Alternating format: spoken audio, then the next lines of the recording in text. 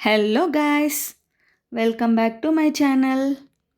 ఈరోజు స్పెషల్ ఏంటంటే మా పెద్దబ్బాయి వాళ్ళ స్కూల్లో ఒక ఫుడ్ ఫెస్టివల్ని స్కూల్ వాళ్ళు కండక్ట్ చేశారు. దీనికి పేరెంట్స్ని అండ్ అవుట్ సైడర్స్ని కూడా ఇన్వైట్ చేశారు. సో ఏంటంటే ఒక 4 to 5 మెంబర్స్ని కలిపి ఒక గ్రూప్ లాగా క్రియేట్ చేసిర్రు. వాళ్ళకు ఒక స్టాల్ ఇచ్చేశారు. దెన్ నెక్స్ట్ ఏంటంటే ఒక్కో స్టూడెంట్ ఇంటి దగ్గర నుంచి ఒక ఫుడ్ని ప్రిపేర్ చేసి తీసుకొచ్చి ఆ స్టాల్స్లో సెల్ చేయాలి.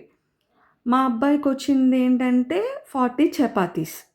సో 40 చపాతీస్ మనం ఇంట్లో 3 to 4 మెంబర్స్కి చేసుకోవడం అంటే కొంచెం ఈజీయే.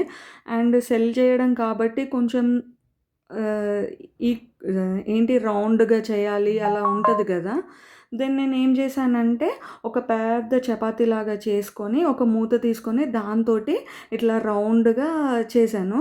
సో అప్పుడు షేప్స్ ఏమొస్తది కదా! అన్నీ ఇలానే చేసేద్దాము అనుకున్నాను. కానీ నాకేంటంటే ఒక 3 to 4 చపాతీస్ చేసినాక దీనికే టైం ఎక్కువ తీసుకుంది. సో నేనేం చేశానప్పుడు సింగిల్‌గా చపాతీస్ చేసేసి మీకు ఇందులో వీడియోలో చూపిస్తున్న విధంగా చేసేసాను. వాళ్ళేంటంటే కొంచెం చిన్నగానే చేయమన్నారు. సైజ్ ఇంట్లో చేసుకున్నట్టుగా పెద్దగా వద్దని చెప్పారు. సో నేను ఒక్కో బ్యాచ్‌కి 10 చపాతీస్ చొప్పున 4 బ్యాచెస్ చేసేసాను. దాన్ని కాల్చుకొని ఒక సిల్వర్ ఫాయిల్ కవర్‌లో పెట్టేసి ఒక హాట్ బాక్స్‌లో పెట్టేసి రెడీ పెట్టా. ఏంటంటే వీళ్ళు పిల్లల్ని ఫుడ్ ఫెస్టివల్ ఆఫ్టర్‌నూన్ టైంలో ఉంది. పిల్లల్నేంటంటే పేరెంట్స్ రాకముందే ఒక 2 అవర్స్ ముందు వాళ్ళని రమ్మన్నారు. సో వాళ్ళన్నీ రెడీ చేసి పెట్టుకుంటే నెక్స్ట్ 2 అవర్స్ తర్వాత పేరెంట్స్‌ని రమ్మన్నారు. నేను మా బాబుకు ఇవన్నీ రెడీ చేసి ఇచ్చి పంపించేసాను.